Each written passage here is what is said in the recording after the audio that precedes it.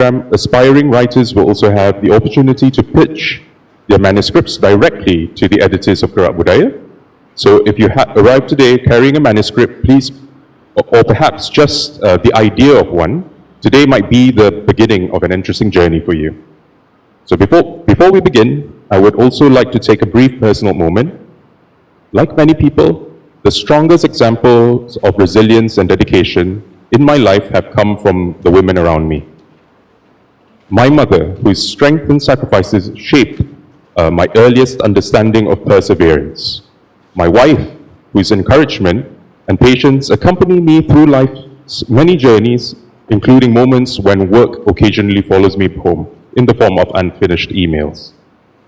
And of course, my female colleagues here at Gerakbudaya, many of whom work tirelessly behind the scenes to sustain the important work of publishing, bookselling, and organizing events like today. Their efforts remind us that many of the most meaningful of contributions often happen quietly, but without them, none of this would exist.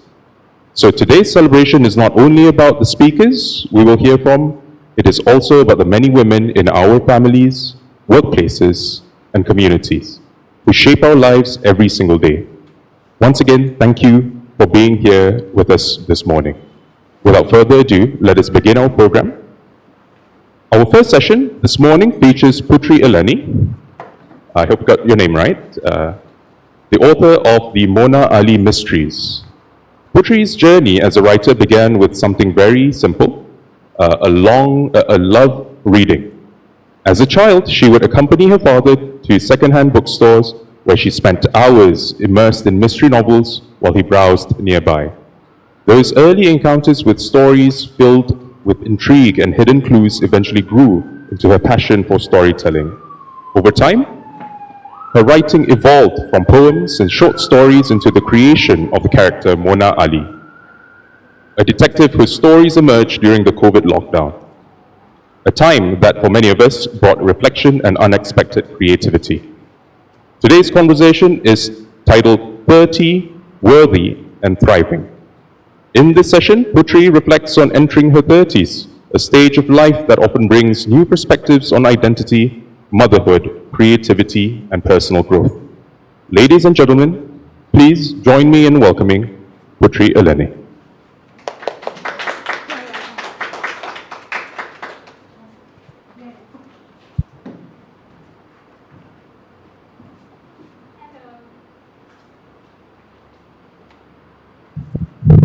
Hello everyone.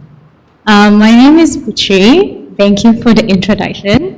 To be honest, I don't know how to pronounce the Eleni part also. So my mom and dad call me Eleni, but then my other relatives call me Eleni. So that's why when people ask me, what do you prefer to be called as, I always say just Puteri, but I don't know the Eleni part. Yeah, so today I want to talk about how I'm 34 this year, and I feel like I am restarting life.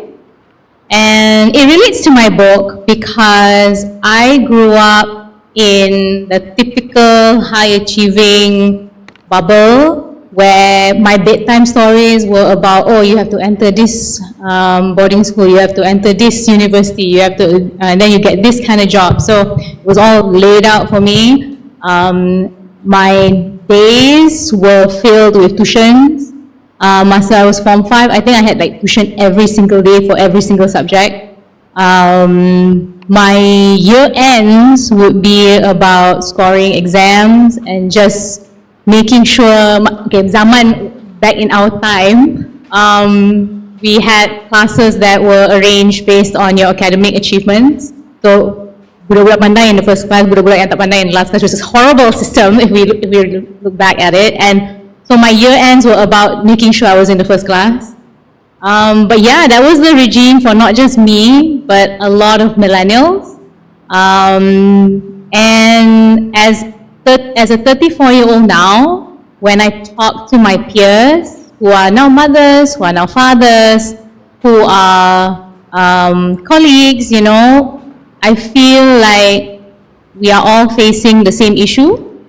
A lot of us I'm not, but a lot of us are heavily medicated, heavily drugged. We all have issues sleeping. This one, I have issues sleeping. We have anxiety problems. A lot of them have, and fun fact, I also found out also this recently that a lot of them found out that they have bipolar because these things only emerge late 20s, early 30s. You don't even know that you might even have it when you're in your teens.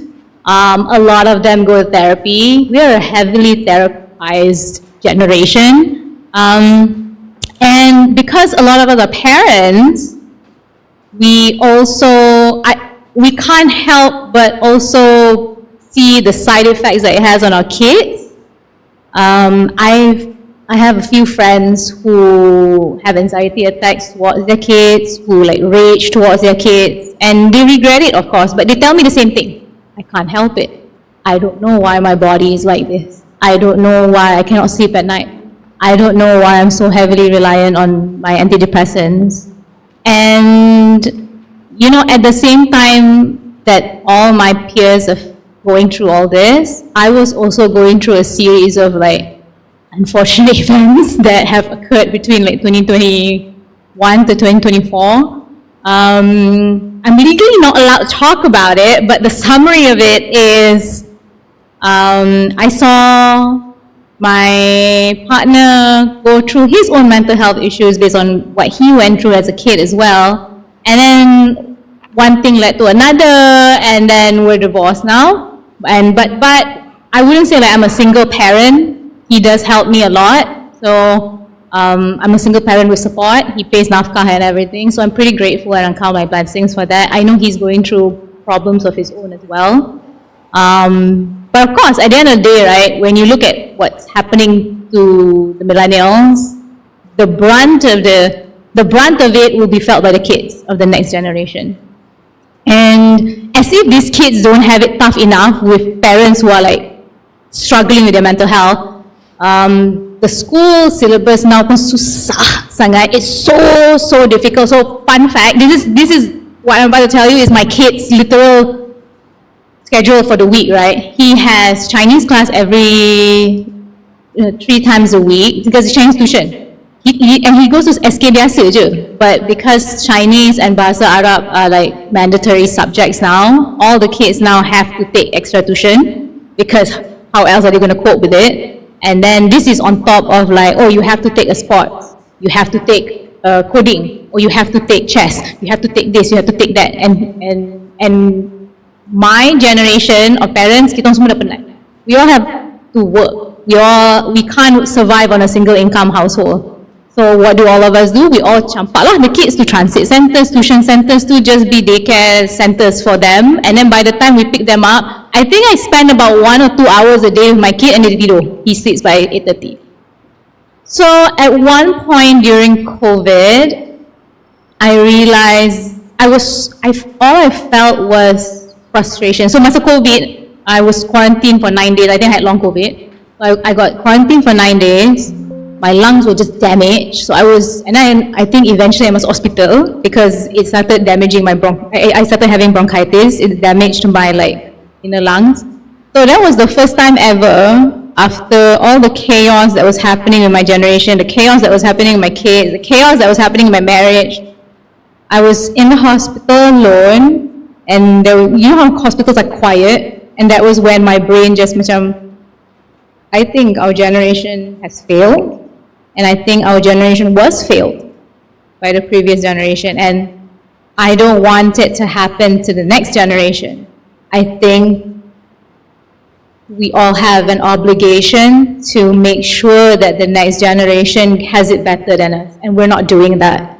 We're actually intoxicating them with so much work, with stress, syllabuses that are 3 years ahead of them. My son is already learning how to interpret a Melayu punya pantun, tersurat tersirat. It doesn't make sense.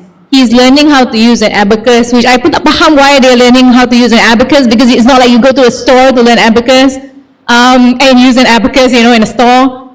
He's learning the science pun, he's learning condensation. He's 7. Why are you learning about condensation in a school syllabus, you know?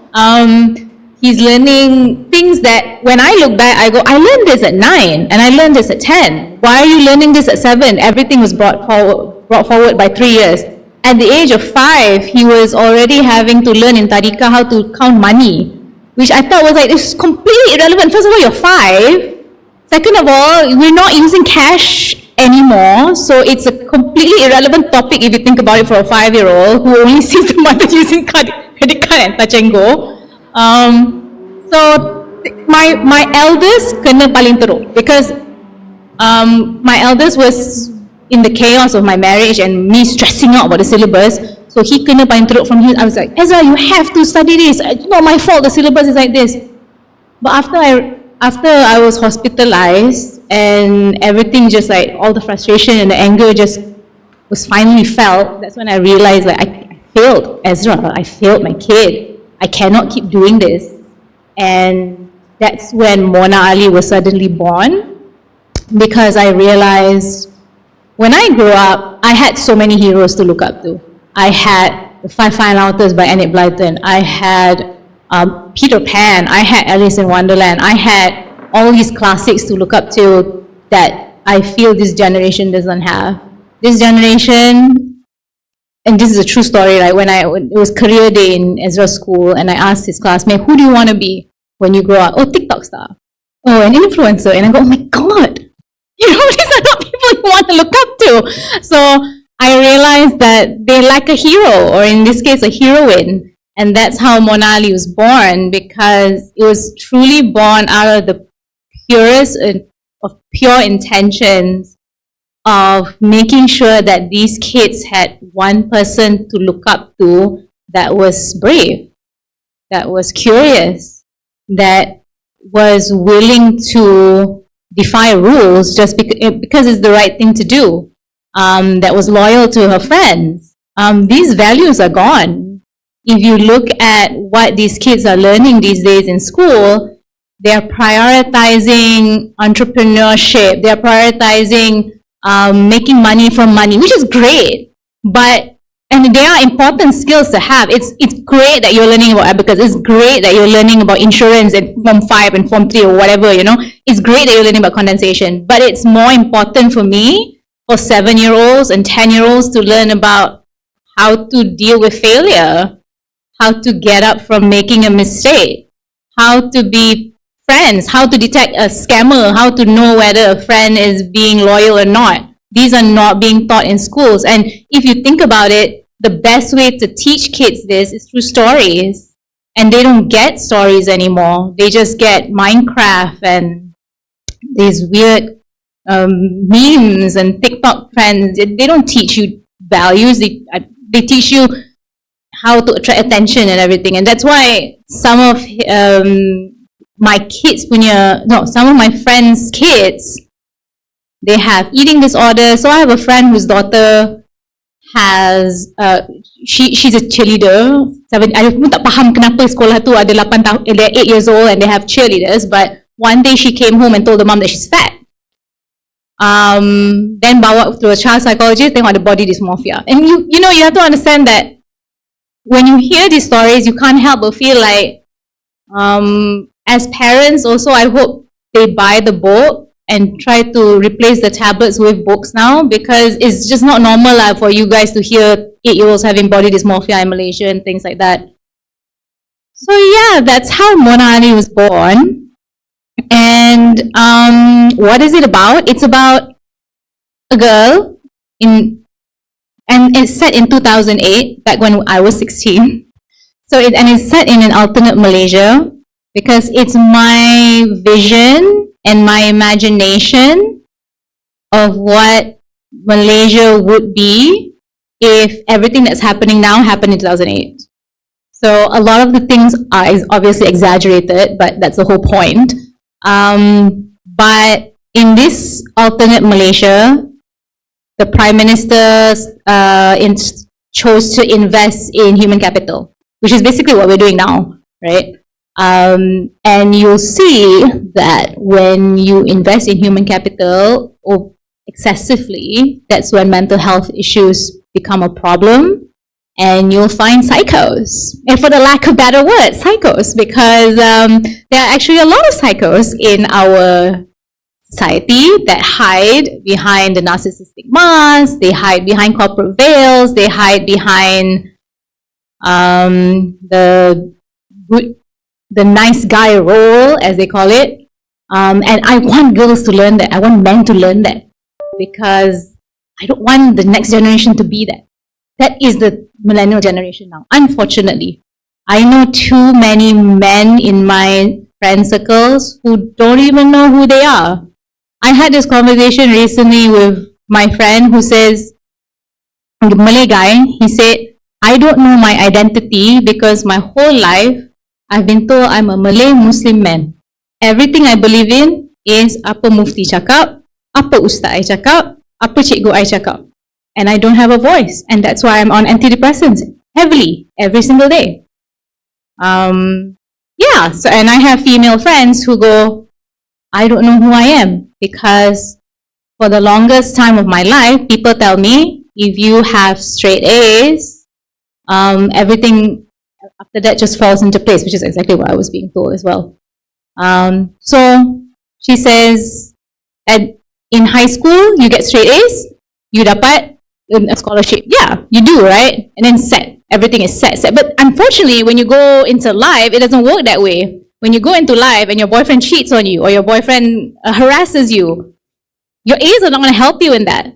That's where your values come in. That's when you need to know how to say no. That's when you need to know how to set boundaries. We were never taught that as a generation.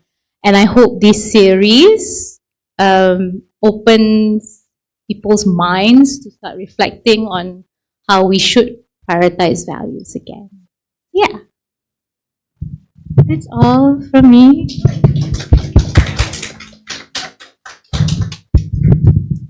All right, lovely. Thank you very much, Puteri.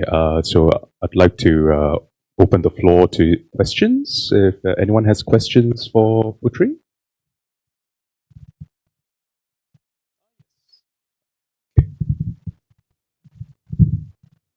Hi, thank you. Great talk, Puteri. Does your books, in the stories, does it reflect on all these values you mentioned? So how girls specifically can protect themselves or be aware? Are these themes that you talk about in the book? Yeah. So it's a series. So I needed to lay out the values I can't put all the values in one book, but the first book in particular is about the deterioration of mental health when you put achievements above your moral value. So I thought that was a good base. The second one, if Gerakbudaya picks it up. The second one is more nepotism. The third one will be about how the jealousy. It's about jealousy, yeah. So, but we'll get to that later. But this one in particular is about how, because I was there. I'm a YK scholar. I was also in University Malaya, and then I went to LSE. So, and then I was also a Perdana Fellow. So my circle has always been high achieving kids, and the conversation I have when I grew up was always been with high achieving kids. And apparently, right, when I converse with them now, baru I know what you were on what maths when you were in school? You know, I took a joke because you wouldn't know. They were like, yeah, because we hit it so well. And this was not one story. This was not 10 stories. This was like a group. I was shocked that they were on such heavy medication. How do you even get those medication back in 2008? But apparently there are ways. There are ways. Yeah, so it was saddening also to hear that some of them were like star athletes, you know. My star athlete friend was like on heavy antidepressants as a 16-year-old. So these were all kind of based on true stories. I just had to make it into a fiction. But yeah. Yeah. Right, got another question.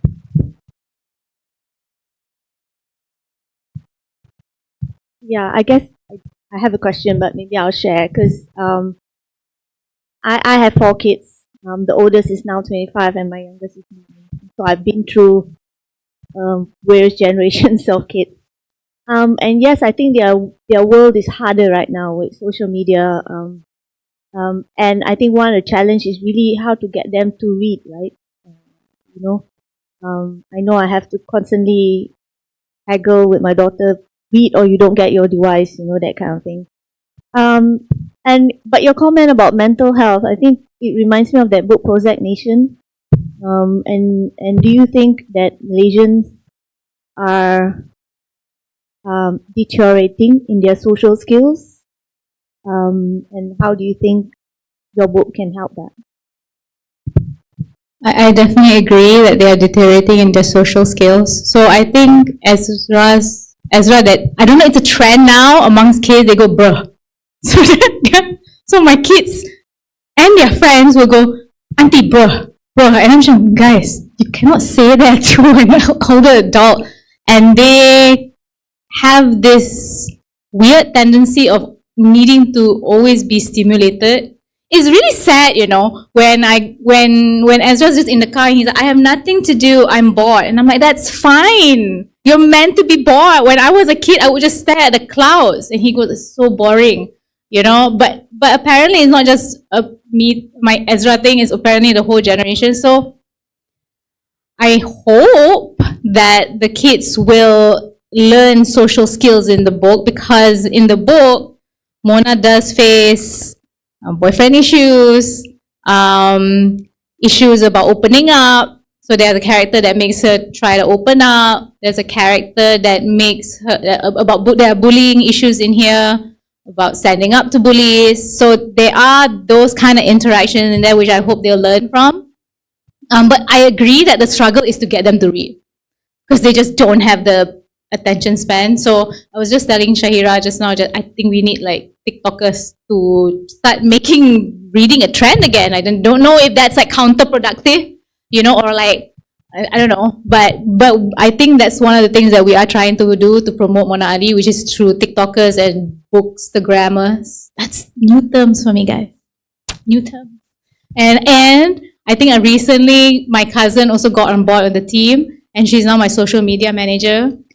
It's a different ball game altogether. So mula-mula I wanted to do the TikTok myself, but I didn't understand the trends. It was so confusing. The clock it and the T. I couldn't. It was so overwhelming. And so yeah, my cousin's doing the TikTok promotion as well. Apparently now also people won't buy your books if they don't know you.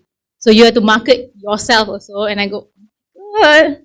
So you'll be seeing me doing some weird trends on TikTok or whatever, just for the message. It's for the message. I'll do it for the message, you know. So,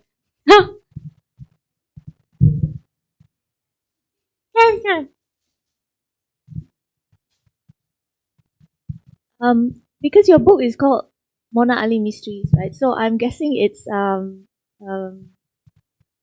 mystery stories like you said, Enid Blyton, Five Fine Altars, Secret Seven, all the stuff that I read as well. You forgot Nancy Drew and Agatha Christie. Yeah, of course, and yeah, love them. Right, but the challenge I also find is with my kids, when they don't like this, they somehow do not. I don't know whether they don't like or they don't resonate with, or maybe I don't know. I don't even know what is resonate. Maybe they don't even. It's just that their mind doesn't work the same way. They don't have this, I want to know what happened, you know, where did that, you know, that shoe got lost and where did it go, that kind of thing, right? It's not only my younger one, but I think even my oldest daughter, I think the reading trend somehow has changed.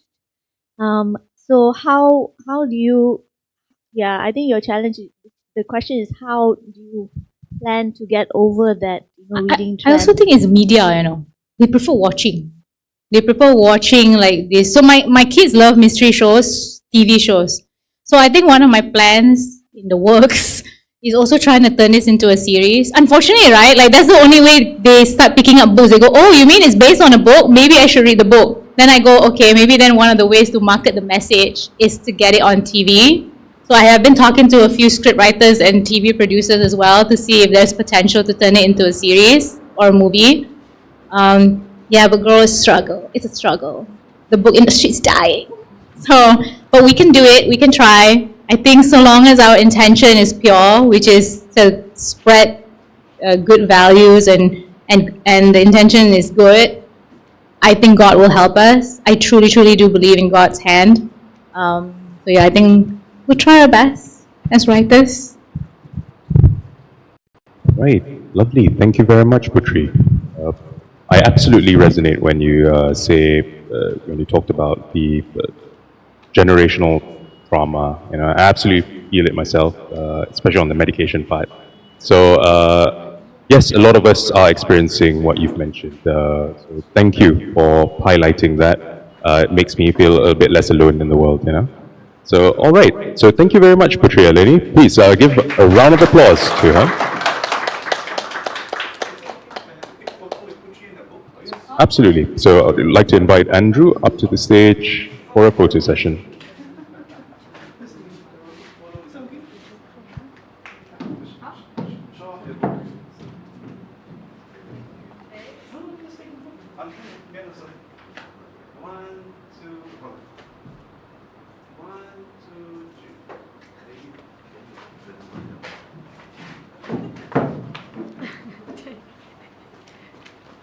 All right. We now move to our next conversation of the morning. Our next speaker is Sarah Wijesinghe. I'm so sorry, Sarah. Wijesinghe, right? Wijesinghe. Okay. May I refer to you as Dr. Sarah? Yes. Sarah. Okay. Thank you very much. So our next speaker is Sarah, author of The Illusions of Freedom. A woman's journey through academia. Many people enter academia believing it to be a place of intellectual freedom, a space where curiosity is encouraged and ideas can flourish. But as Sarah explores in her work, the reality of academic life is often more complex. Her writing reflects on the structures, expectations, and sometimes invisible pressures that shape the academic world. Through this lens, she invites readers to reflect on ambition, institutional systems, and the pursuit of knowledge. In the context of International Women's Day, her work also encourages us to consider the experiences of women navigating institutions that have historically been shaped by long-standing hierarchies. Ladies and gentlemen, please join me in welcoming Sarah.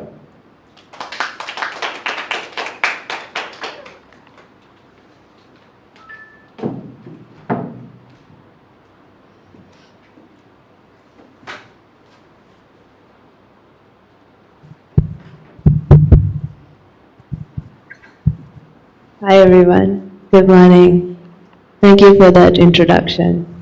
Puteri, I really resonate with what you shared about the way you grew up. And I would say that far away in Sri Lanka, it was not so different. And before I entered academia, I was already a personality with this hyper-achievement syndrome, right? And I grew up in a household, in a society where a person's value was determined by the number of their achievements. And achievements also had a very specific definition. Not everything was counted. Only some things were visible and other things were made invisible in the process. Maybe I should keep this a little far. So I started writing this book. Honestly, it was my way of grappling with what I was going through at the time in academia.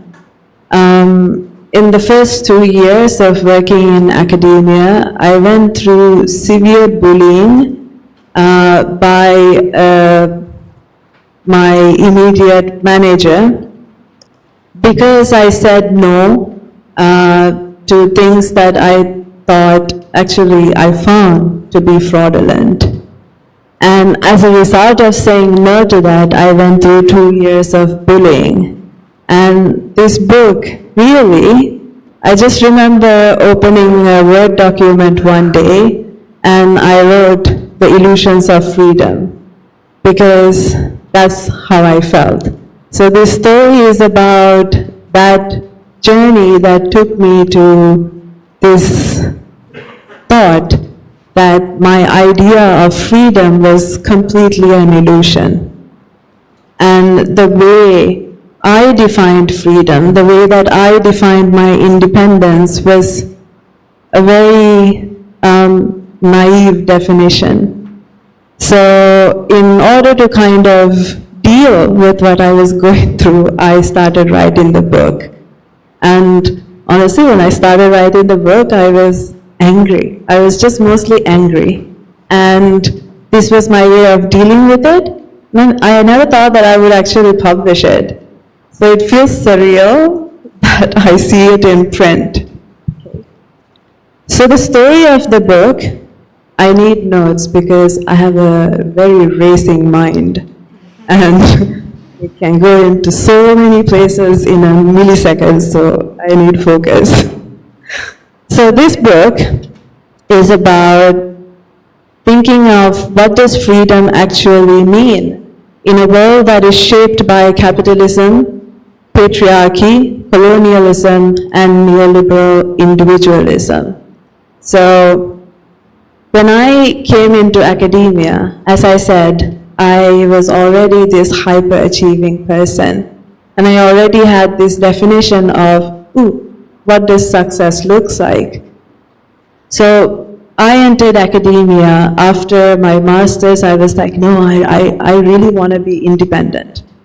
You know, I don't want to be at the mercy of my father. I don't want to ask him for money. I don't want to ask him for permission. I don't want to ask him for anything. I just want to be a person who can decide things for myself. And the only way I could imagine doing that for myself was having a sense of financial capacity, so that I don't have to depend on someone else for money. So I was very adamant, okay, I need to do something. So that's when I came into academia. I applied for a PhD scholarship and got it. And I couldn't believe it because that's how little I think of myself, which is normal. And when I got the scholarship, I was very excited. I was like, okay, I'm going to be independent, you know? I won't have to take permission from anyone. I'm not going to have an authority anymore telling me how I should shape my life, how I should shape my path. But unfortunately, what I found in academia was the complete opposite. And I wouldn't say that this is something that's unique to academia. I think this is something that's common to every institution. Every institution tells you the path that you need to take in order to be successful in that institution. Academia is not different. When I came in, what I found was a very colonial and very masculine structure. The institution in itself was masculine. And we think, this is how I felt, we think that the presence of women has changed the institution itself, but that's not what I experienced. I found the institution to still be masculine in nature. The definitions of success within the institution were still masculine. It was all about numbers. Success had a very specific meaning, and so did everything else. I wrote down because there's just way too many. Productivity had a very specific masculine meaning to it. Success, the speed of production, visibility, competition, what a good employee is, and what type of research is valued and not, whose voice is heard and not. Every step was already pre-imagined, mainly by men. So as a woman entering academia, I found a predetermined path, which is what I tried to depict in the book cover. I don't know what you read out of this book cover. What did you see? I mean, what do you see? Yeah, it is. What else? Yeah?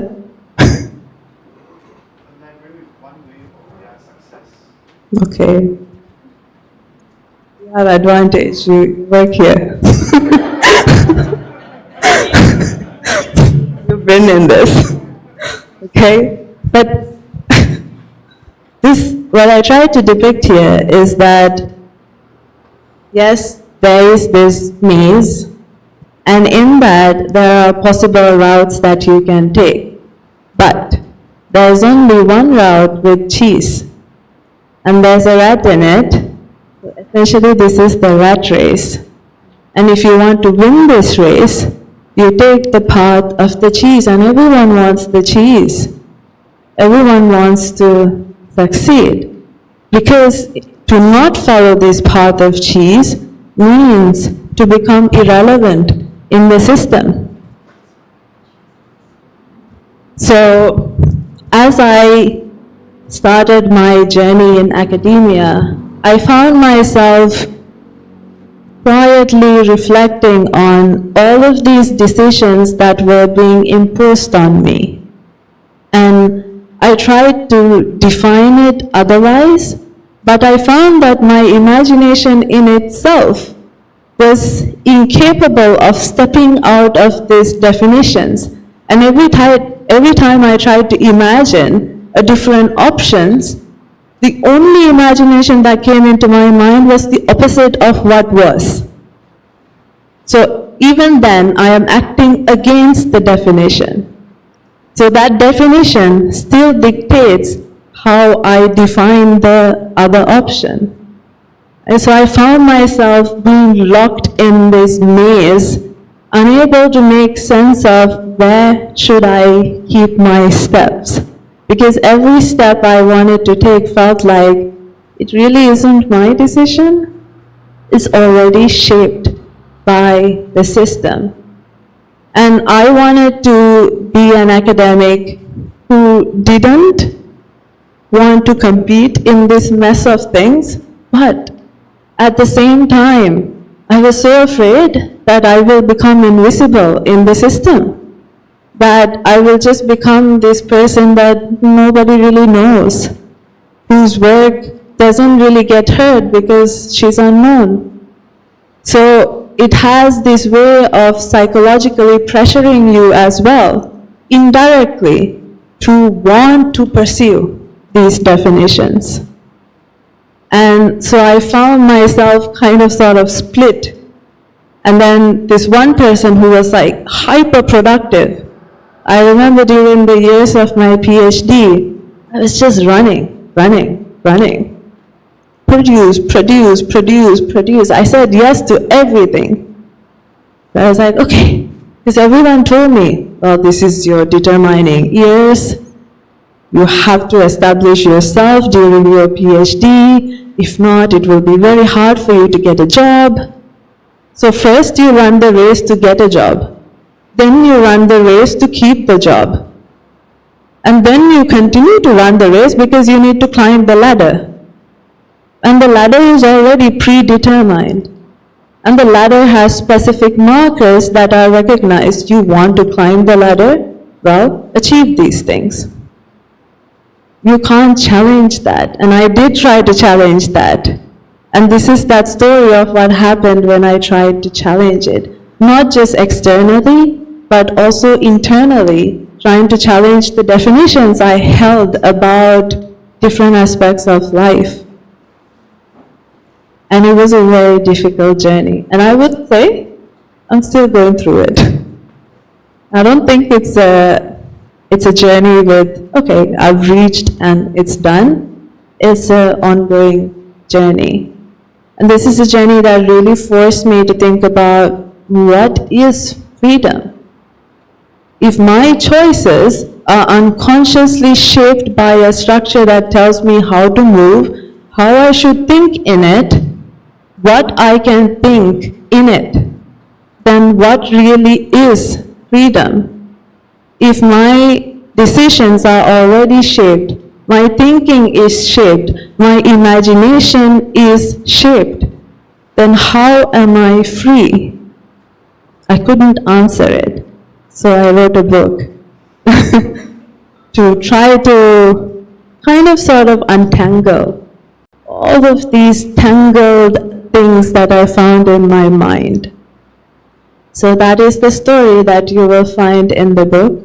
A story of a girl who was brought up in Sri Lanka, and a story of a girl who always felt that she was always here in the hierarchy and always had to achieve so much in order to be considered valuable.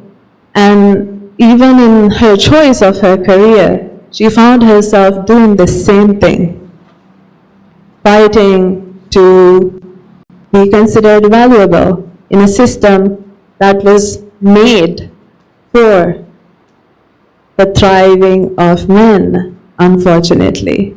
Academia is still very much masculine, and we do have the presence of women, mostly used tokenistically, but even with women in leadership, we are still navigating a system that is masculine. It hasn't changed fundamentally. And I'll finish here.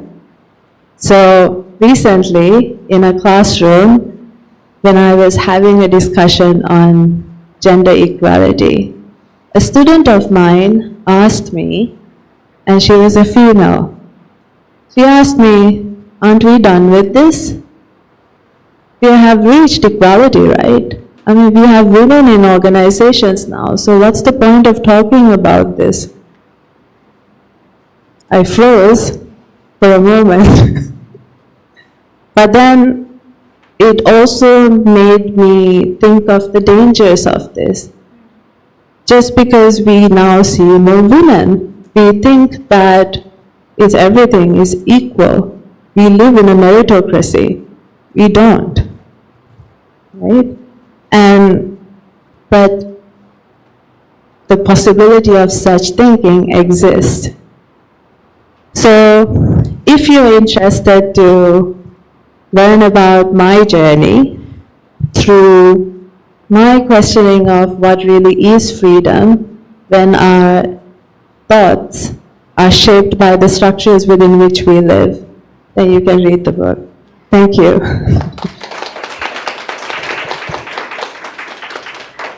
Thank you very much, Sarah. It's philosophical, very deep. Delve quite deep in there. Okay, I'm going to open up the floor to questions. If anyone has any. Okay, Puteri. So I'm in the corporate world. I think in the corporate world is very masculine, right? I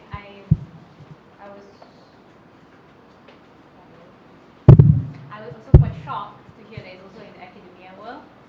So an example in the corporate world is that meetings never consider the fact that we're mothers.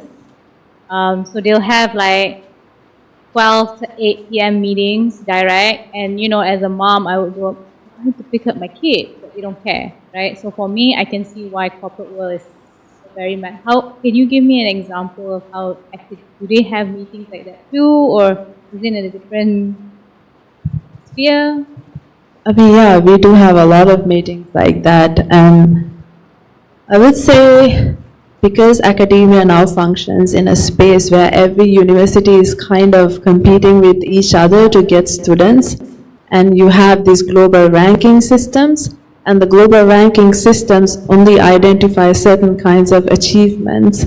And so in universities as well, it's not this flexible kind of job that you imagine it to be. Actually, most days, it's a job that requires all 7 days of your week. Yeah.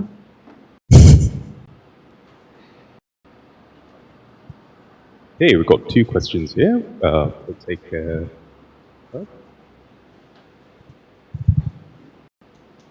So, thank you for telling us about all your struggles. I also did a few. But I haven't heard what you were actually working on. So what was your research? Like, Thank you. Good point. I want to hear about See, it. I made notes and I missed it.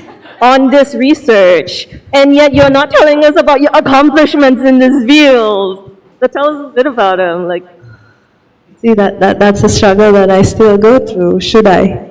You have a PhD. Damn. It's hard. Getting a scholarship is harder. It is, it is. Yes. Thank you. Okay. You know, that's a very good question, because if you ask me, what the main thing that brought me to even consider such thoughts in my journey was my research. So I was researching into coloniality and coloniality of knowledge production. And is that too abstract? My PhD was on like whiteness studies. Oh, great. Yes, whiteness. Academia is a very white place. Yes, yes. Academia is a very white place. And, you know, that's a point that I missed as well, that I wasn't just a woman in academia. I was a woman who was brown, who was from Sri Lanka, whose first language is not English, and so there's all of these intersecting structures of power that determines how you're treated in a system. And it's not just your gender is isolated. It doesn't work that way. But yeah, my research is on coloniality of knowledge production, and that's where I started thinking critically about, oh, what do I really consider as knowledge, and why, and how that limited idea of what I consider as knowledge shapes my whole reality, my whole imagination. Exactly, because as academics, we inherit our epistemology framework from the people who came before us. And who came before us, they're mostly men, right? That's why Yes. Rabbi Ahmed is just like, I only cite women. Yep. Right? So Yeah. because you have to purposefully do that in academia Yes. in order to Yeah. effect any actual change, right? Definitely. Like in every discipline, I think this is common to every discipline, the so-called forefathers of every discipline are mainly white male. And so our imagination of the world is predominantly white and male. And stepping out of that is a complicated journey. And about my achievements, good point, I would think about it. I always have this kind of fight inside of me, even for using the term doctor when I'm being addressed, or any of my achievements, because I feel like, am I then identifying myself within those achievements? Who am I outside of that? So I am in that struggle, still in that struggle. Yes. Yeah. Thank you for your comments. Wonderful. Thank you for that question. Just a kind request for future questions. Please do introduce yourself and where you're from. I'm so sorry. That's my fault on my part for the rest. Okay, on to the next question. Got one over here. I believe was one more. Oh yes. Okay. So.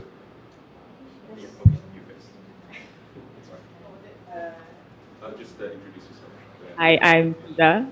Pleasure to hear from you today. I am also currently doing my PhD at the University of Melbourne, the most colonial spaces. And so yeah, I find that really fascinating, like basically, essentially your struggles. I'm not sure which university you're at, but it sounds like this neoliberal, colonial spaces. It's fascinating because I was reading something about higher education in Malaysia as well, and it seems like it permeates, right? It's so we are also colonized ways. But my question was, just tying to what you were saying earlier, I'm guessing you're still teaching at university, am I right? So, yeah, so that struggle, right, of knowing that you don't want to be off the university, but you're in the university, right? So where do you find comfort, I guess? What keeps you going to be in that space, but not off that space? Good question. So I left academia for 2 years.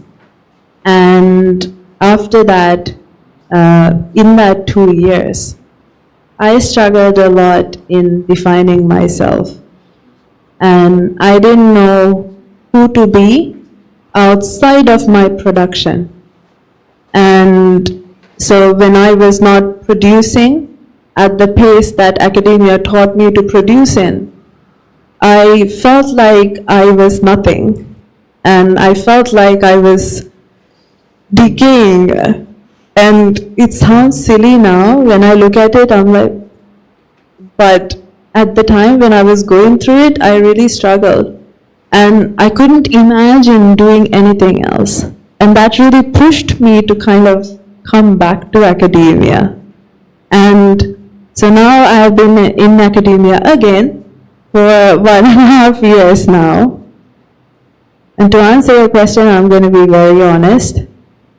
Every day, I think of stepping out.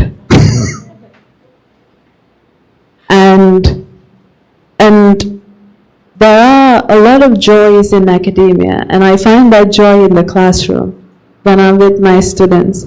I find that joy when I'm reading and being in a profession that allows me to read. I find that joy in doing research that matters to me, that takes me to contexts that I most likely wouldn't if I was not in that profession. At the same time, because of the research that I've done, I cannot unsee what I see. And so I observe the structure for what it is. So it's like this daily fight with me and the structure that I observe. And to kind of sort of deal with it, I've started writing a diary. And in that diary is all the incidents that I've encountered in academia that shook the living hell out of me. And I keep these notes because it helps me kind of look at the situation from a distance instead of being drowning in it. But I do feel that the real work has to happen outside of academia. That's my feeling right now. Yeah. But I wish you all the best for your PhD. That's lovely. Thank you very much, Miza, for that question. We've got another one at the back. Just a short introduction. So sorry. Hi, my name is Lisa. I think you talked about freedom. You talked about freedom, right? And the choice of achieving versus freedom. So I think one of the topics right now is about the glass ceiling. Have we really broken the glass ceiling, right? And there's all this pent-up need to break that glass ceiling and climb that ladder. So do you feel that in order to reach there, we have to compromise with freedom? Our freedom. And I think my next question is, I know your book is on your journey, but how do you feel we can make the changes? Okay, I'll answer the first question. Yes, obviously there's a glass ceiling in every industry, I would say. Academia is no different. I used to think that academics, intellectuals, were somehow a different kind of human being. But reality taught me otherwise.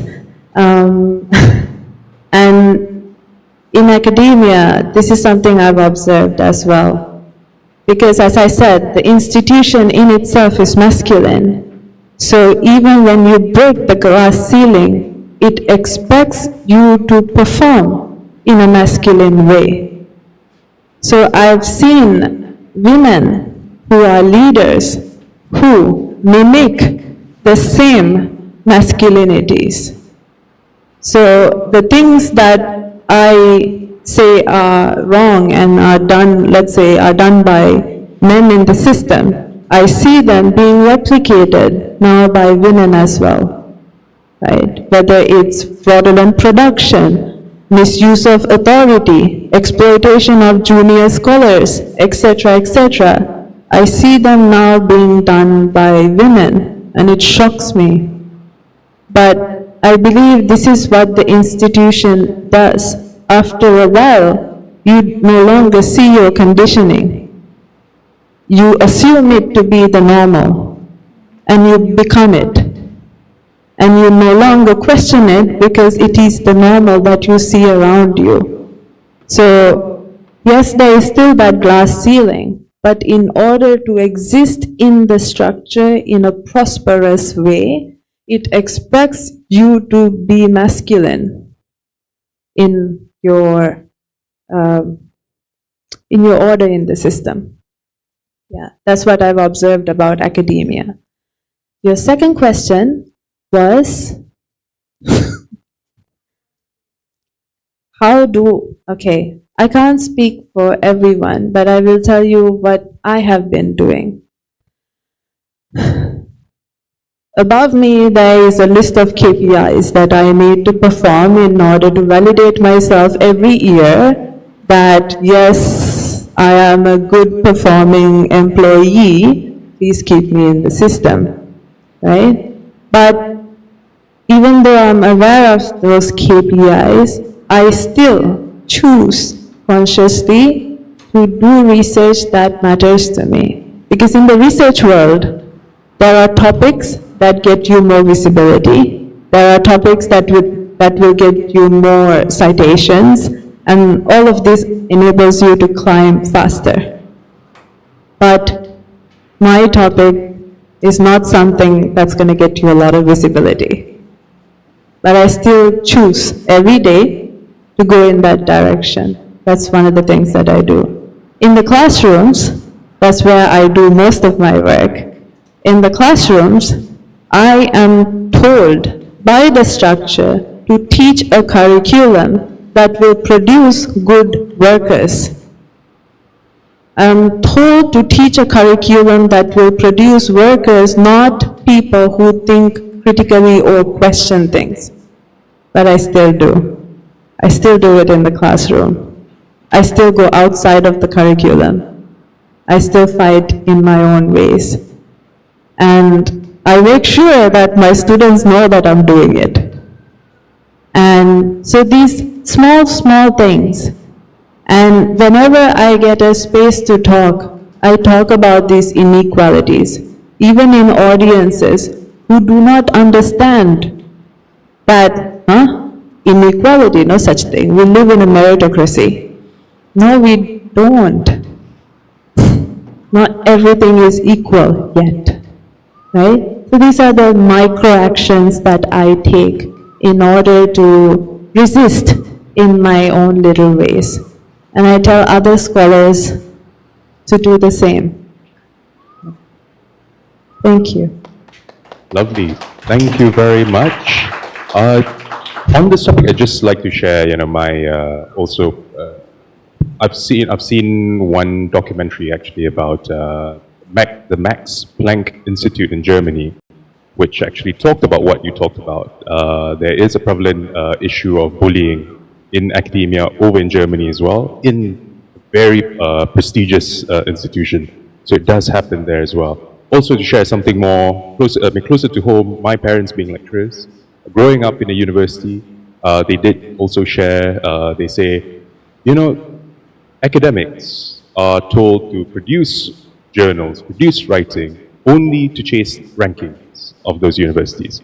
And those journals end up on shelves, no one reading them, in the university library. So absolutely, you're absolutely right for highlighting this. I think next time we have to call you back, Sarah, to talk about reclaiming the soul of academia. I think it would be perfect for you to speak on that. But thank you very much, Sarah, for sharing this sharing session today. Please give a round of applause for Sarah. Thank you very much, Sarah. Absolutely.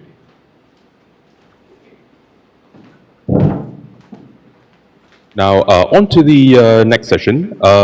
So before we continue with our next author session, I would like to take a moment to introduce some of the vendors and organizations joining us today. First, we have Sofia Shamsunahar, also known as Soft Doodles. Sophia is a Malaysian doodle artist whose comics are inspired by everyday life and personal experiences. Through her illustrations, she explores emotions, relationships, and moments that many of us recognize in our own lives. Her work also raises awareness about wildlife and animal welfare, demonstrating how art can be both creative expression and meaningful advocacy.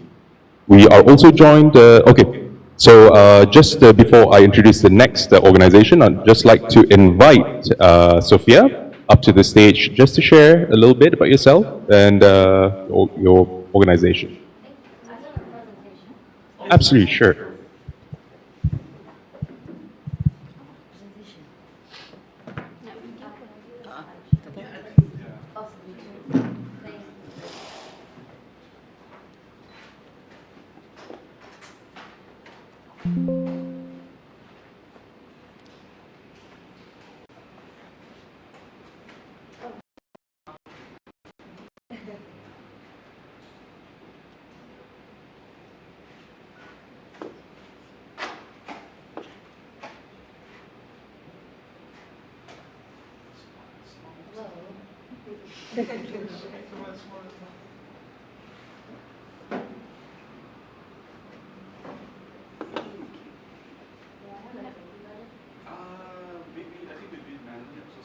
Oh, okay. All right. I'll just say next. Yeah. Okay. Hello, everybody. My name is Sofia. I am a Malaysian visual artist, and I'm also an outdoor educator. So a bit about me, I'm Malaysian, but I left when I was 2 years old. I lived in different countries growing up when I was following my parents for their work. And I just moved back in 2020. And so growing up in different countries, I always said I was Malaysian, but I never had that Malaysian identity or understanding that I do now. And so that made me feel like I was floating a lot and not really rooted to anything. So I'm Soph Doodles, the artist. Next, please. So I started doing art from a young age. I really found it a hard time to concentrate. I'm very impressed people here have PhDs because I could not listen in lectures. I was always just doodling on the side, and I was getting really bad grades in art class at school. But one day my teacher accidentally marked my doodle on the side, and that's the first time I got an A. So she was like, I think you're on to something. And I'm like, oh, I didn't realize doodles was odd. And so then I just kept drawing and drawing, getting really bad grades in art, but still, that's when I decided in university, I loved doing art, but I was just so tired of being graded for it. And so I started an Instagram account called Soph Doodles, where I would just post my art for fun, just so I could keep growing up and doing art and not forget it. I don't have that account anymore, but that's how it started. And then I went to university, and I found that I was getting art opportunities. I was getting asked to draw murals for the university. And so these are some murals that I was asked to do. They were for the student life centers, they were for vegan cafes, and I just really couldn't believe it. I just never thought I could do anything with art, and suddenly I was like, oh, there's opportunities. And then I had a really, really bad year at university, and I found it really tough, and it was the first time in my life where everything felt gray and it was hard to wake up. And I started drawing and posting on Instagram, and there were more drawings for myself. And so this one is from my Sad Snake series. It's the first drawing I did where I was like, okay, like looking at myself in the mirror being like, you know, I love you, right? Like you're not feeling good, but I love you. And so I started drawing and posting, and people were really resonating to me. And I was like, oh, I have this power where I can draw how I'm feeling, and it can help other people feel less alone in their feelings. And so I started doing that more and more. And so yes, and then I started getting people asking me to do drawings for them. So this is an aloe vera saying patience, we're still growing. and yeah, just after that, it just kind of started to snowball. I was drawing pieces about well-being. Then people were asking me to draw drawings for their loved ones, and that for me was like the best thing ever. Like, people were vulnerable enough to open up to me, and so this is a drawing I did for Valentine's Day for someone where they were having me draw a comic about what they do with their girlfriend. And I was also I was getting asked to do art residencies, and this in COVID, I would cycle every day because you were in lockdown, and I would just paint what I was mapping the city around me. And so this is a piece I did for my art residency there. And I was asked to do workshops as well. And eventually I published a book with Malaysian publishing house, MPH, in 2021. And it was a story about me returning to Malaysia after 20 years of being overseas. And I was not planning to ever live here. And I was working or interning at in a marine conservation NGO on Perhentian Island, and I was really, really learning about what it is to be Malaysian and the nature and the culture and all these unwritten rules I had no clue about. And it was like just this really big turning point in my life where I didn't realize how much I was floating until I moved back and I felt identified with people. And a story I always think about is, all my life I've been teased about my feet because people have never seen my feet. They think my toes are really long. And I always get people being like, what's with your feet, man? And then I moved back to Malaysia, and one day I was with my friends and we were standing in a circle on the beach. I'm like, everyone has the same feet as me. And it was such a liberating feeling. I was like, I fit in here. It's amazing. And I know I stick out. I know my voice is a bit too white, but I feel so good to be in Malaysia. And so I published this book in 2021 about returning to my roots, and it also just, and then I just kept drawing for people. I still love drawing pieces for people, learning about their life. And this is another piece for someone else that I did. And then I found out that I really love drawing about well-being and pieces that help me but also help other people. But then I started working in outdoors in Malaysia. So I'm an outdoor educator. So that means that I bring students out on outdoor trips and expeditions, and I teach them about leadership, and we go kayaking, and I teach them about ecology. And it just makes me feel like there's so much magic in the world, seeing all these animals and creatures and how beautiful the world is. And so I started moving on from feelings and talking and drawing animals. And so this is me practicing outdoor education. Snow hiking. I didn't really like it. It was too cold for me, but it's an adventure that I never thought I would do. And I would find myself, I was a very, very anxious person growing up, and I'm still very, very anxious. But I would find myself in outdoor education doing things that I never thought my 10-year-old self could do. So kayaking has become one of my big passions.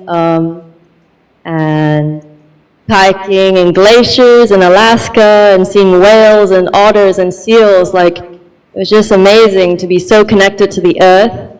And that's when I found myself, I moved on from emotions to learning about Malaysia, and this time not in culture and identity, but learning about its nature. I'm just so interested in learning about the plants and the animals, and just, I feel so proud to be Malaysian, being part of this beautiful country with so many animals.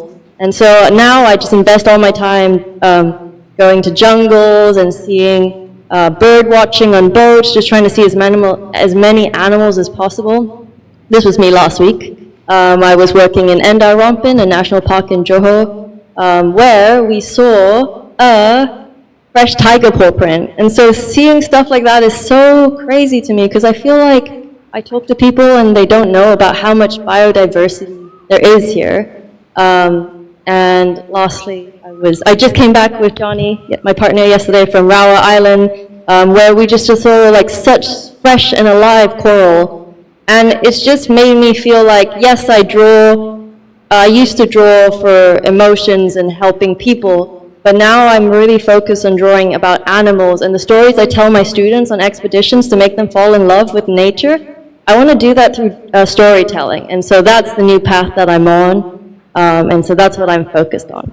So yeah, that's a bit about me, and so yes, I've been drawing tapirs, because you know there's tapirs in Kuala Lumpur and Selangor, and like I had no clue, but there's loads of them here. It's our like state animal, and so I want to help spread that message because I want to protect these creatures. We've been losing them. We've lost our rhino. We lost our leatherback sea turtle, and so we need to get these stories out. And I think education is one of the most powerful ways to spread environmental conservation. And yes, this is nudie branches I saw when I was snorkeling and scuba diving in Malaysia. And yeah, that's me, that's my story. So thank you very much for listening.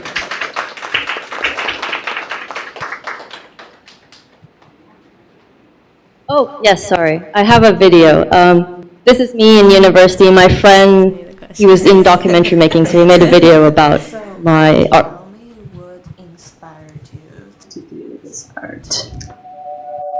So I get inspired a lot by the little moments in life. I would get inspired by something and the idea would just pop up in my head. I really try to listen to my heart and what excites me. I think that I can only really create pieces when I feel passionate and excited for it. And I think it's so important for me to be excited when I am making art because I use art as a form of self-care, and I think it's important to have your inner child be excited by what you do because that's what makes you happy. I went through a really tough year in my third year at university, and I was just seeing the world really as like a really grey place. I felt like no one could understand how I was feeling, and so I found that making art made me feel really good. Basically it was me being my own friend, and so I was making pieces of being like, it's okay that you're struggling, or like, you deserve the love that you give, or just like little self-motivational pieces. I think creating these pieces really helped me, and then as soon as I was seeing that so many people around me were struggling, I noticed that there was a power in my artwork and in my words that I think for someone who felt so small at that time, realized that I could impact people around me. I think that's what really pushed me to make art that helped other people. With my artwork, I don't worry too much. I just go with it, and if it's imperfect, I just think it's part of the process and part of the beauty of art. And when I post on Instagram, my artwork, it's in a very minimalistic, childlike format, and so it's not so in your face, and so it's more accessible to people to connect to and relate and not feel like someone's like talking at them, but more like it makes them think and feel understood. So I think through soap doodles, I realized that how much impact I could have around the people around me, and I think I also realized that people, no matter what, are always impacting and shaping the people around them, whether it's through what they say or their acts of kindness or their actions are always shaping people around them. And so I think as soon as I realized this, I realized that I had the power to shape things around me and how I want it to be. And I think it's important for people to recognize that because they have the ability to change things around them too.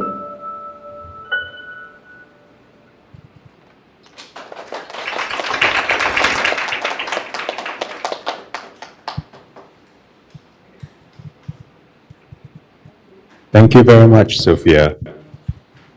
So, Malaysia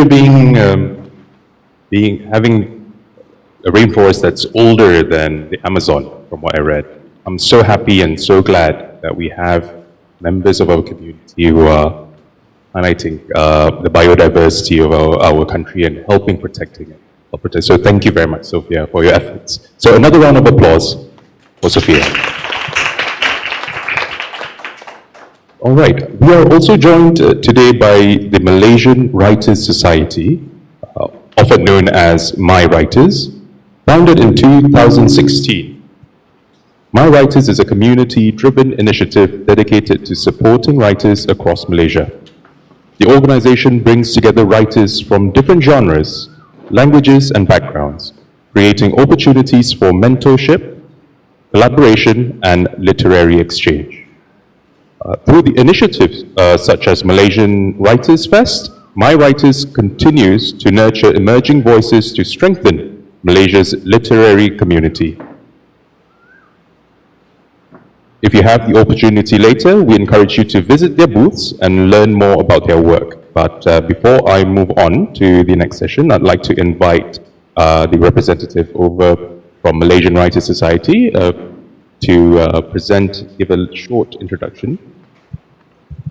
I'm going to stand here so I can see the clock, so I don't take up too much time and cut into the next speaker. My name is Jamie Go. I have a PhD in comparative literature. My research was on whiteness studies in science fiction. I'm also a science fiction writer and a science fiction editor for a San Francisco-based publisher. And I'm proud to be the current sitting president of the Malaysian Writers Society, where our current efforts are, our current focus is on writers' rights, fair pay. So if you go to our website, we have a little tab that says rate card, because everyone's always asking us, how much should I get paid for writing this or reviewing this or creating such and such piece of work? And so we put together a little survey and we came up with a rates card. It has to be updated, but I have one of our committee members was like, if you compare it to the price of butter, which has gone up like 20%, and you tack on this difference to the rates project, it will come up to be the same.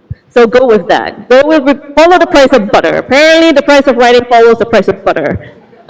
We have books. We occasionally publish books.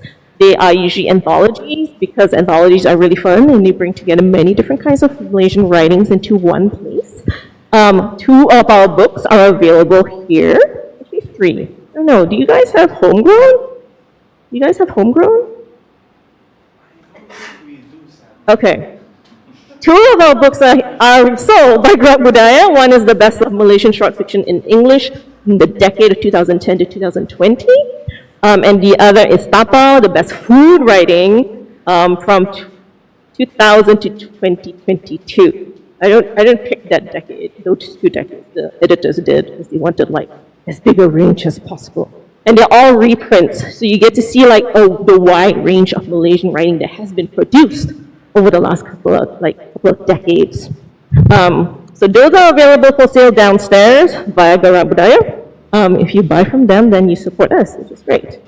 I also have brochures that kind of give a brief rundown of what we do. I do have to step up, but I will be back and I will be happy to answer any further questions after that. Thank you very much. Lovely. Thank you very much, Jamie. All right. Now, on to the next session. We now move to the next session of our program. Our next speaker is Norliza Khan, author of Outside Appearances. Her talk today is titled Unfiltered and Unmasked: Why Real is the New Perfect. In this session, Norliza explores the tension between authenticity and the pressures of social expectations. Many people feel the need to present an image of success or perfection, even when reality is far more complex. Through the stories in her collection, Norliza reflects on cultural expectations, identity, and the courage required to live honestly. Her work invites us to consider an important question: what happens when we step beyond appearances and embrace authenticity? Ladies and gentlemen, please join me in welcoming Norliza Khan.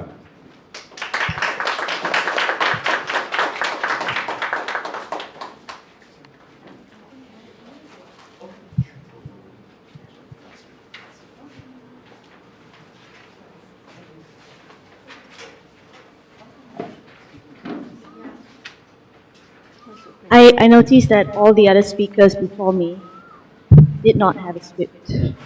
I practice law and I needed to have a script for today's session, unfortunately. So I'm going to start. My name is Liza. My full name is actually Norliza binti Rasul Khan. In school, people called me Norliza, and later in life, I was known as Liza, or I am known as Liza. My dad called me Liz, and my bosses used to call me Chili Padi. And so for my book, I decided to name it Norliza Khan as the author. Now, I'm a mother of 4. I have children ranging from the age of 25 up to 9. I'm a wife, a daughter, a sister, a lawyer, a director, an activist, an entrepreneur, a founder, a power player, and, believe it or not, a yoga instructor. I was a divorcee and a single mom. Today, I suppose I can call myself a writer. It is these many hats and identities that resulted in my book, Outside Appearances, which is a collection of 16 short stories that seek to set out the many facades, identities, and faces women hold.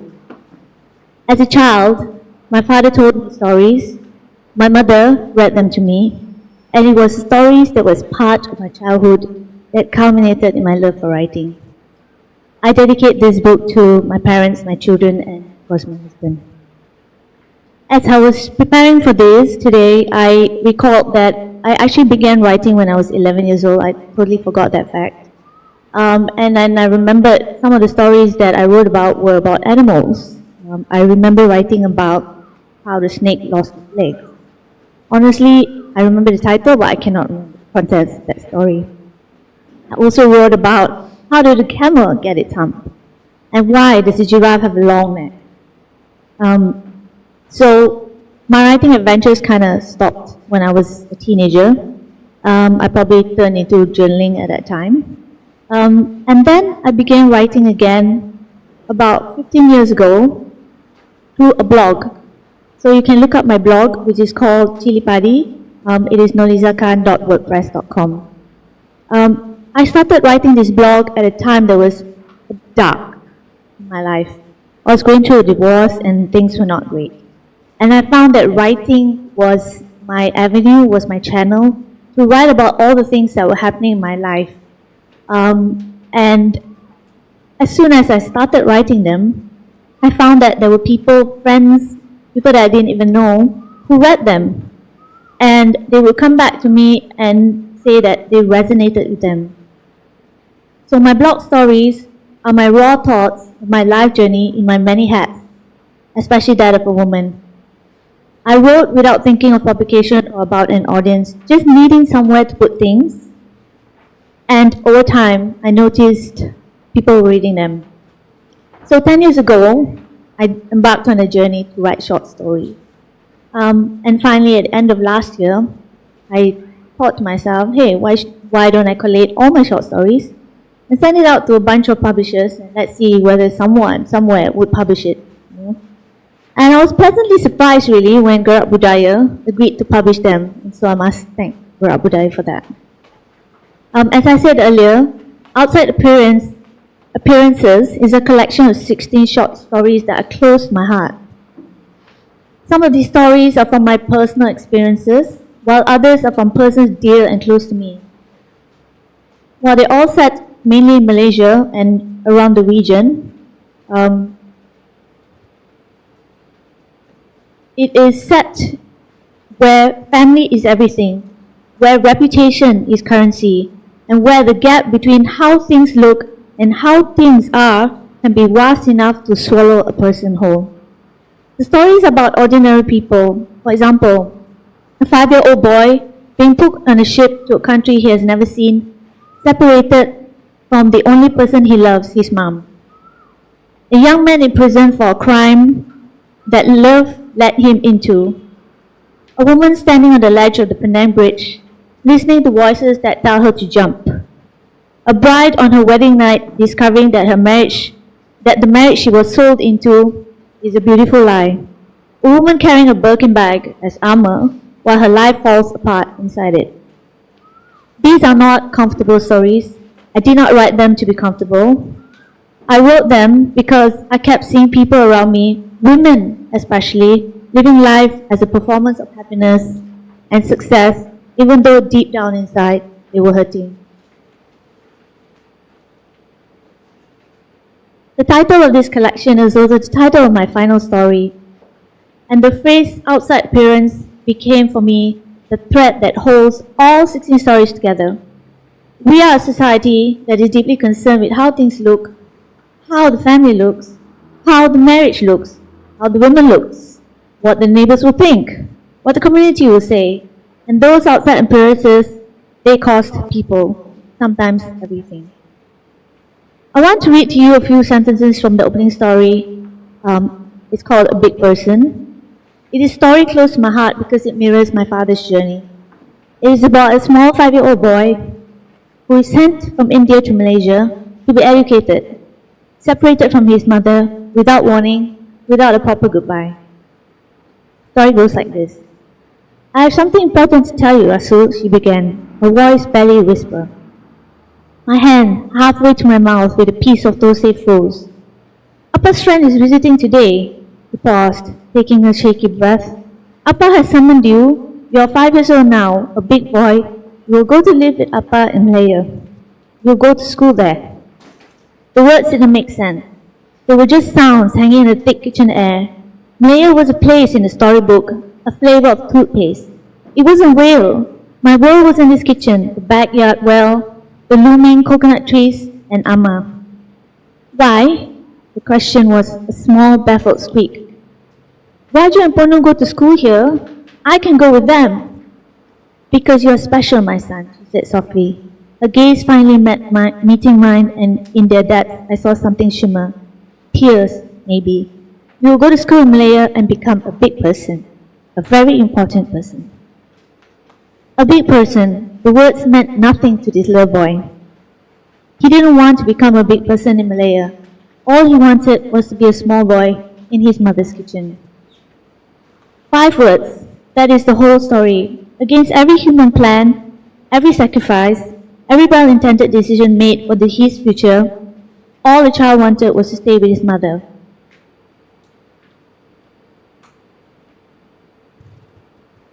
I think about how many decisions are made for people, for their own good, for family honor, for outside appearances, and how rarely anyone stops to ask what the person at the center of the decision actually wants or needs. In my work in women's rights and children's rights, I often see trauma that children and women face. And my next story, Broken Wings, came after I had a discussion with my son about statutory rape. When my son asked me, what happens if I am raped? Unfortunately, our rights do not protect our young men as they do our young women. And honestly, on that day, I had no answer for my son. And so the story Broken Wings is told from inside a prison cell about a young man, Jamil, who is waiting for his verdict. He fell in love with a girl who told him she was 18, but she was not. He trusted her, and he is paying for it. What struck me when I was writing about Jamil was a question of innocence. Not legal innocence, but moral innocence. And how badly our systems are designed to deal with the different. Jamil is not a villain, yet he is in jail. He is a boy who loved someone and was destroyed by it. My next story, another one of my stories is Tattered Tapestry. And this is a story that I wrote with my mother as my nurse. It is about a young woman who lost her mother as a child when her mother gave birth to a premature baby. Years later, she too gives birth to a premature baby, bringing back the old memories. It is a story about deep trauma that we carry inside us. In the bridge, a woman stands on the ledge of the Penang Bridge. She has been there before. She goes there for silence. She goes there for silence. It gives her to drown out the voices in her head. I will not tell you what happens in the story, but I will tell you that I did not write the story from the outside.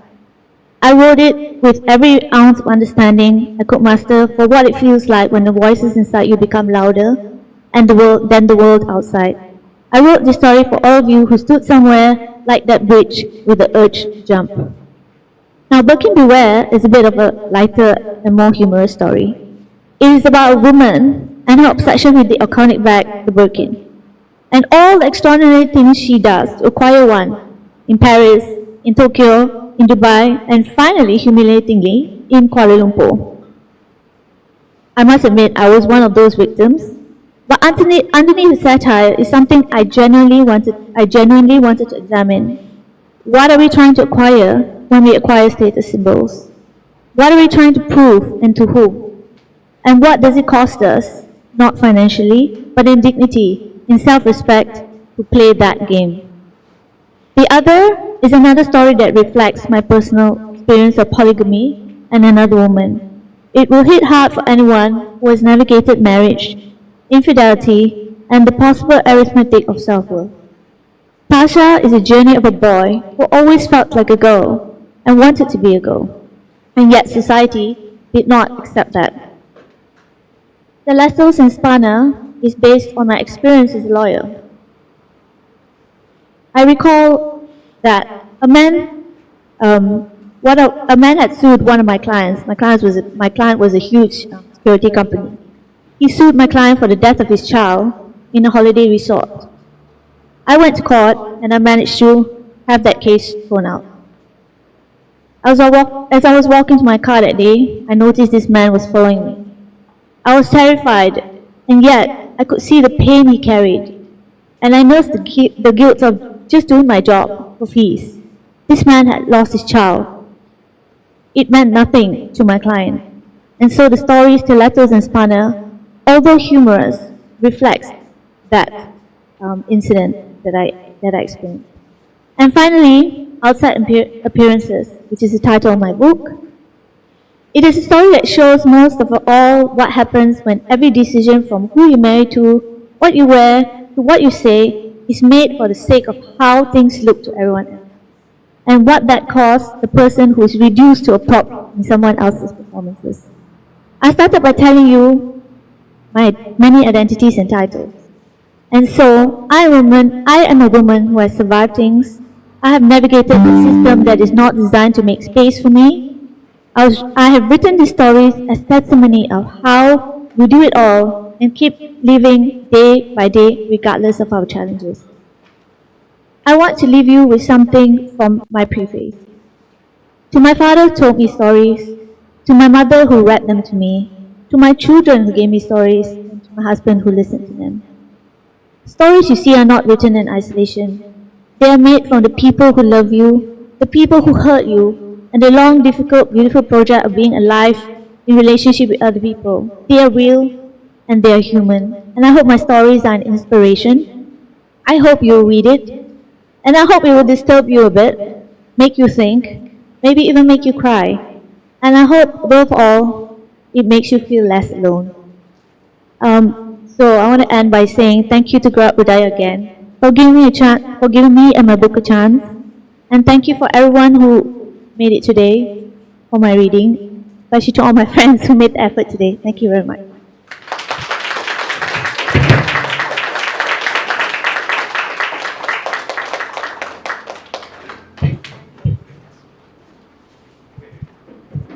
All right, I'm going to open the floor to questions. Any questions? All right, okay. So some of the stories were...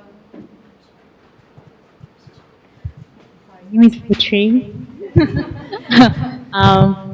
So some of the stories that you said you wrote were like not your personal experiences, but from stories that you hear from other people, right?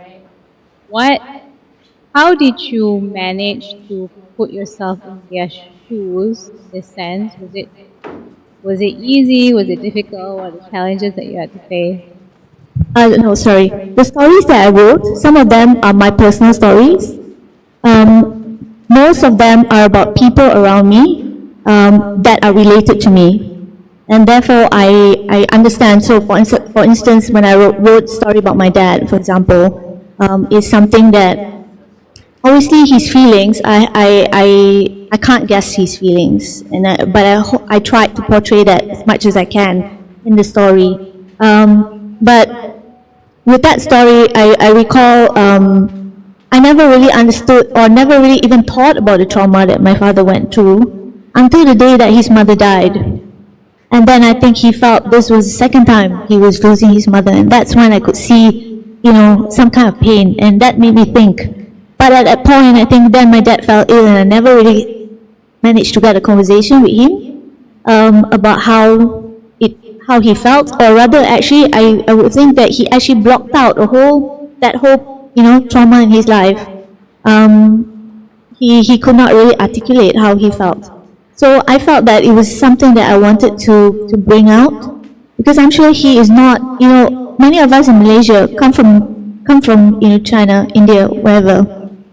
And I'm sure a lot of us went through that trauma as well, so that's why I wrote that story. No, I just found it interesting because I was also focusing on your dad's story, because that generation doesn't talk. Exactly, because that's when I came to the realization that I do think they do block it out. It's suck it up and go and, find a better life for all of us, right? So yeah. Lovely. Thank you very much for the question. Puteri, are there any other questions from the floor? Oh, lovely. Hi, Lisa. Being a professional, a lawyer, a mother, a wife, all these roles, congratulations on this collection. How have you found the time to do this? And also, how long was the span? Were you journaling these down, or was this collection like something you sat down and said, I wanted to write and have published?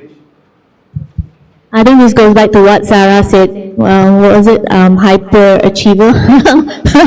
So, a lot of people ask me how do I do this and that. I really don't know. But writing definitely was my outlet. Like I said, when I went through a difficult time in my life, and I notice even now, when I write is when I have things that are inside of me and that I want to say and that I want to, it may not necessarily be for anyone reading it, but it's really what I want to say and what I want to put down. It's a way of me processing my feelings and emotions as well.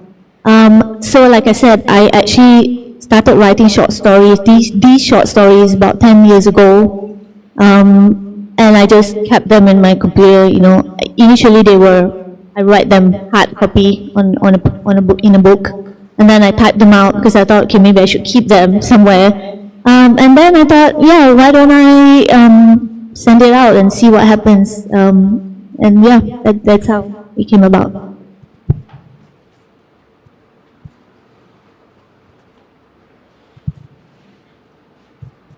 Hey Lisa, congratulations.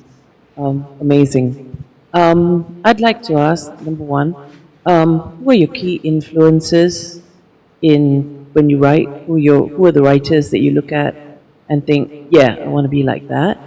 And the other thing is, you said these stories were written 10 years ago. When you looked back at them, did you change a lot of things? And had you changed in how you thought about those stories? One of my favorite writers is actually Tash Au. I really like his stories. I tend to resonate with Asian writers, more so Indian and Malaysian writers.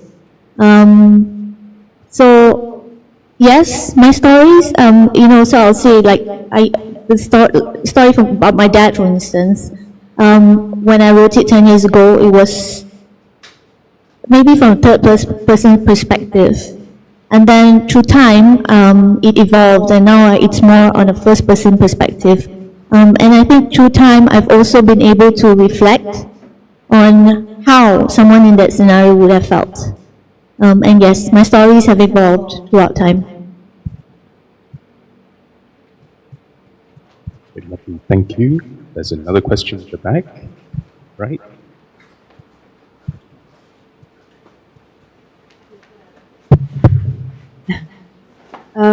I fully understand this concept of the outside appearances and molding yourself for that acceptance.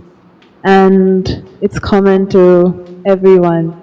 So I wanted to ask, how do you imagine the otherwise? How do you imagine yourself standing outside of it in your most authentic self? So I'll tell you a little bit about, because I mentioned earlier that I was a divorcee, right?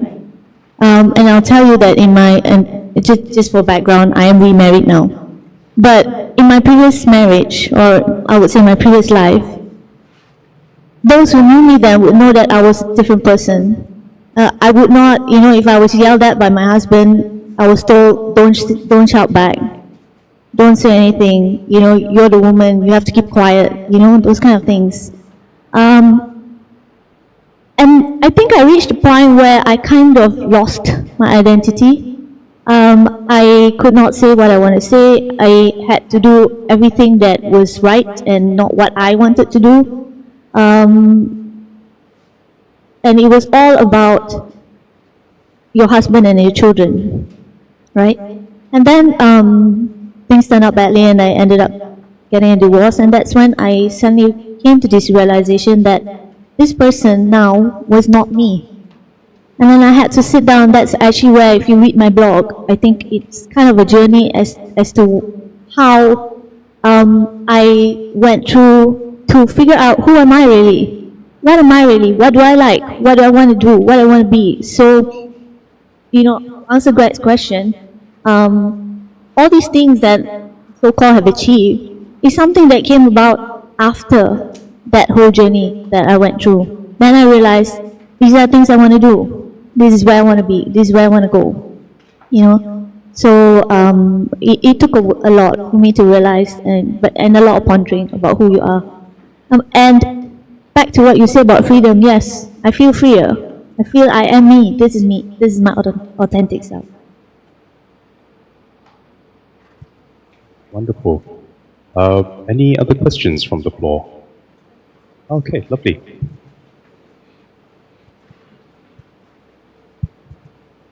Congratulations. Wonderful to hear. And I'm actually very grateful for the people who asked these before, because those were some of the things I also wanted to know. I guess I wanted to ask, over these 10 years when you were writing and kind of revising your stories, number one, to bring together so many stories, you must have compiled lots of different ones. And so how did you figure out which stories to incorporate maybe around the theme?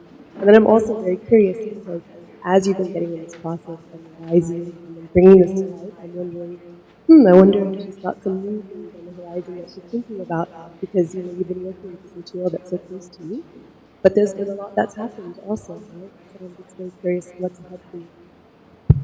Yes, I do have more than much more than 16 stories, and then I felt, well, a reasonable number of stories for a short story book would be about 15. So I sat down and went through all of them and picked out the ones that felt closer to me, and the ones that I felt would have a message for people out there, for women, for children, for society. So I did sift through them and pick them out.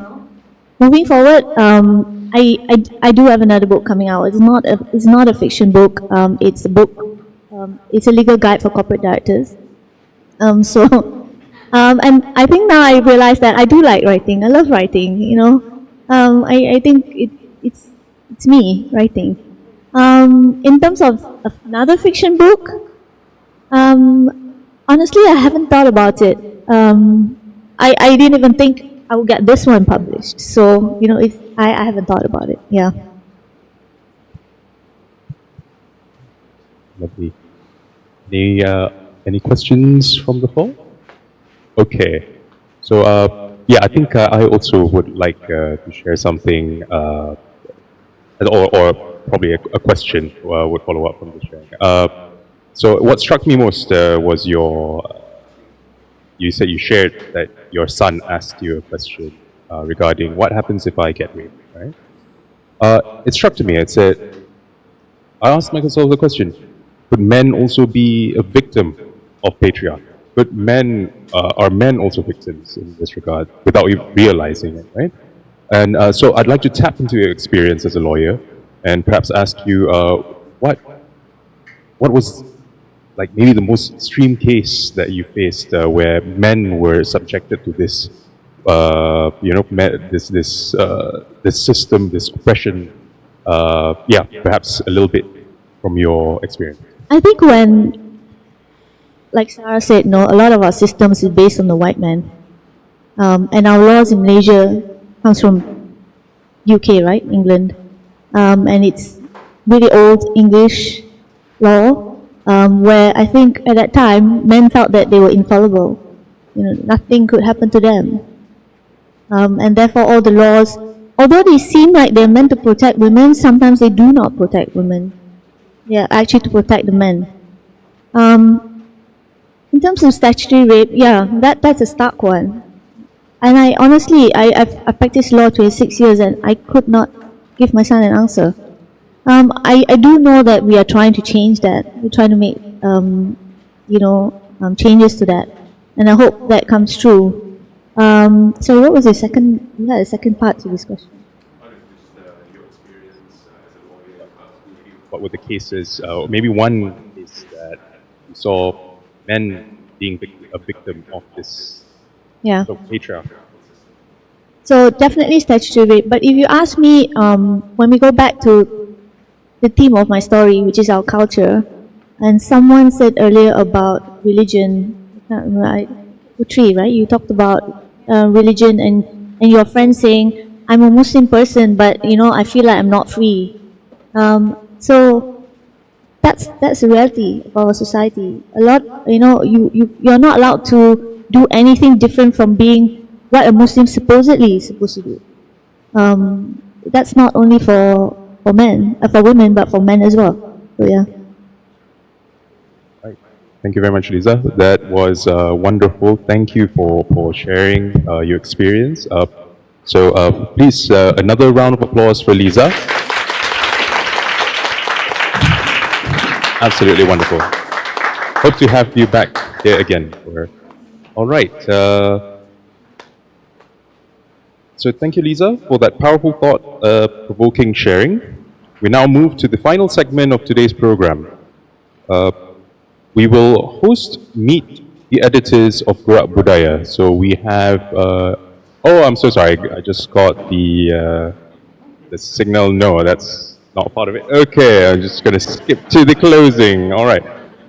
Well, so before we conclude the formal portion of today's program, I would like to thank all of our speakers, vendors, and guests for being part of the celebration of International Women's Day.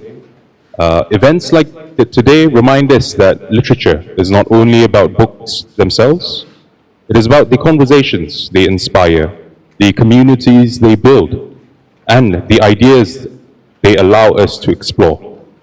We hope today's discussions have been meaningful and inspiring to all of you. Thank you once again for joining us here at Gerakbudaya, and to my fellow Muslims, Selamat Hari Raya.